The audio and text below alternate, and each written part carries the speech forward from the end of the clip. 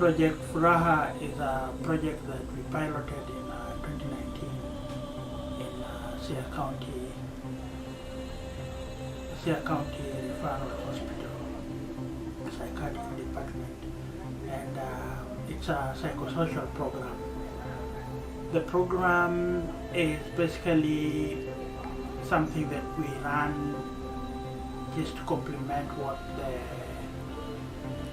the county is already doing, the county hospital is already doing, because we realize that the county hospitals are lacking in many ways. So we decided to build our infrastructure around their programs to complement what they're already doing.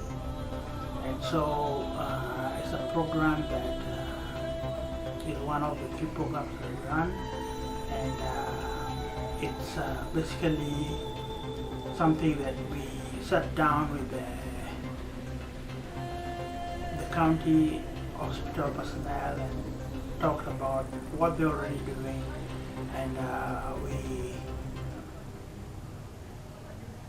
adjusted ourselves such that we could, just stress on the areas that they were not very good at or were not being done at all, like therapy. So we would come up with psychosocial programs that complements the county programs.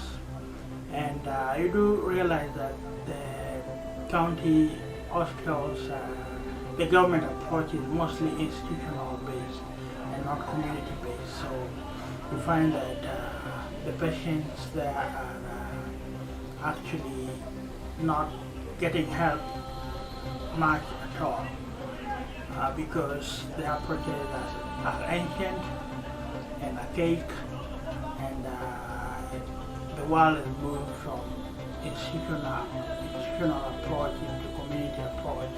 And so that's what our program is trying to stress mostly when it comes to working with the county referral hospital.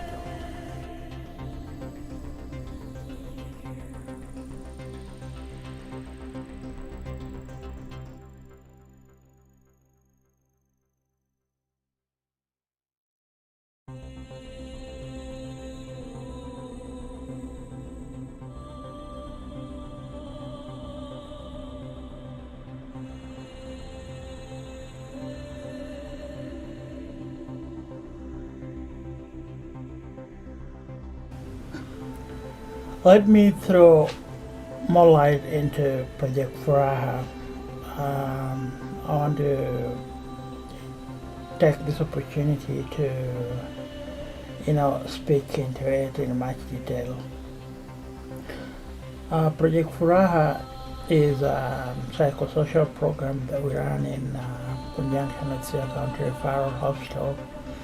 It is a psychological program that involves social events and provides peer support to those struggling with mental illness in a safe and calm environment. We give people who may be experiencing loneliness and isolation due to stigma the opportunity to socialize, meet and get to know others with similar experiences. We also offer a range of social events from board games to coffee or conversation. Do farming, do nature walks, and allow people to speak freely and openly about their experiences and struggles. After sitting down with a psychiatric nurse involved in Siaya County Referral Hospital Psychiatric Unit, we identified the areas that the hospital was lacking in meeting the needs of the inpatients, which is actually a lot of areas since the public hospitals only use the medicine regime and nothing else. Before we get into this, let me give you an overview of the health system in Kenya. Level 1 starts with the community health centers. Level 2 are dispensary and clinics. Level 3 are health centers. Level 4 are the sub-county hospitals. Level 5 are the county referral hospitals, and level 6 at the national hospitals, like Madari Mental Health Hospital. There is only one mental health facility at the national level, and that is Madari Hospital. There are other inpatient hospitals for mentally ill in some of the level 5 hospitals, but there are not many.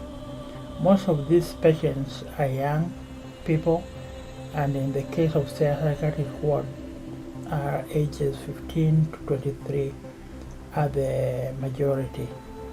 The mode of treatment in these hospitals is quite non-compliant to UN CRPD, and the rights of patients are not respected. Patients are still medicated with first-generation medicines if there are any to give them, and if there's none, they are left to wallow in their suffering. There is no therapy or counseling of any nature given to these patients or any follow-up done. So that's how, Project Furaha was born after, our engagement with the Siaya County Referral Hospital. A project that we would love or rather like to scale up to other counties in Kenya, since it has been quite successful in Siaya County. We have also formed a group that keeps everyone in the loop after getting discharged to follow up on their progress. There has been a number of positive changes at individual level, and some people are back in the society running businesses.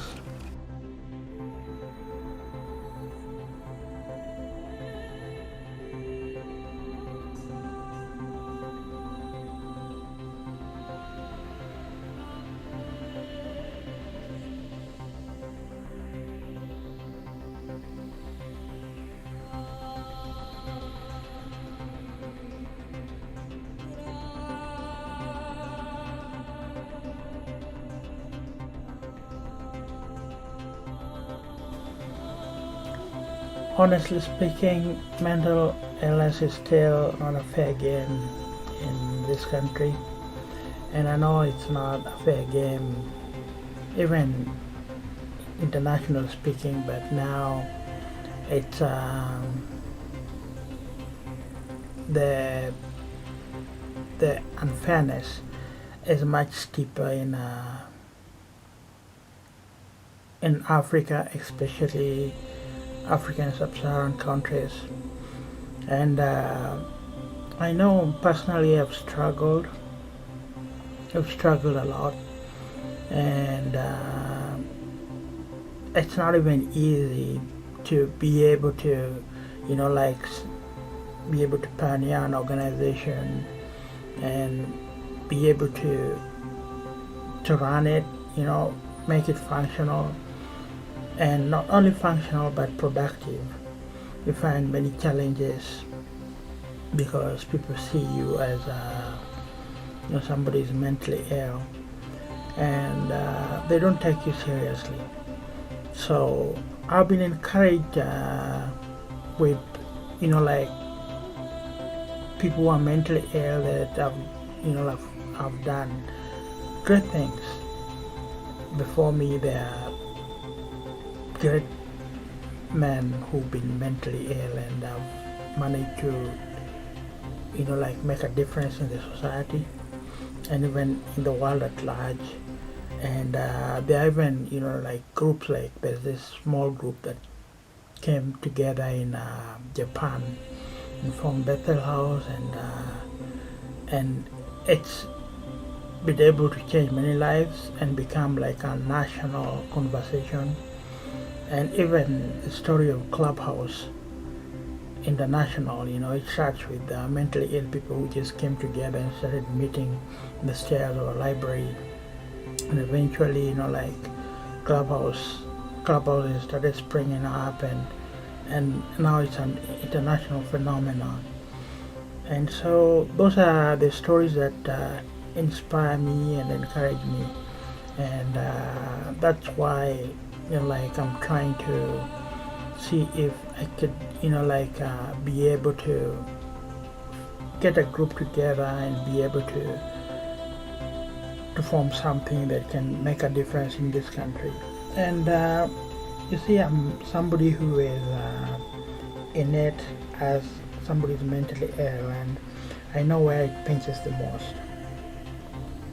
So the approach that me and my team are giving in Schizophrenia Society of Kenya is not like any other approach. There are several NGOs and organizations who are also in the space of mental illness, but they have, agendas that are probably, not tailored to the needs of the mentally ill. And so the approach that I am taking is whereby, forming a movement or a group where people who are mentally ill come together themselves and they form this group and be able to effect change in their lives in a real way, with of course help from those who are not mentally ill, like professionals and stuff and other stakeholders. But generally the agenda is to be driven by people who are mentally ill, so that they could be able to bring change in their lives, and so that they could be able to live normal lives. So my vision is, even with the approach of a therapeutic farm, which is a community, is where we could come together as people who are mentally ill and live together, and get treatment as we live together, and get help as we live together, and improve our lives. And once your life is improved to a level that you could live independently, maybe move and get a job, or buy a house, or just develop yourself, have a family, and just live a normal life.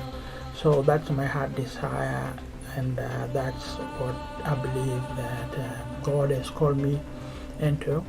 And so it's my prayer that I can see this come into fruition.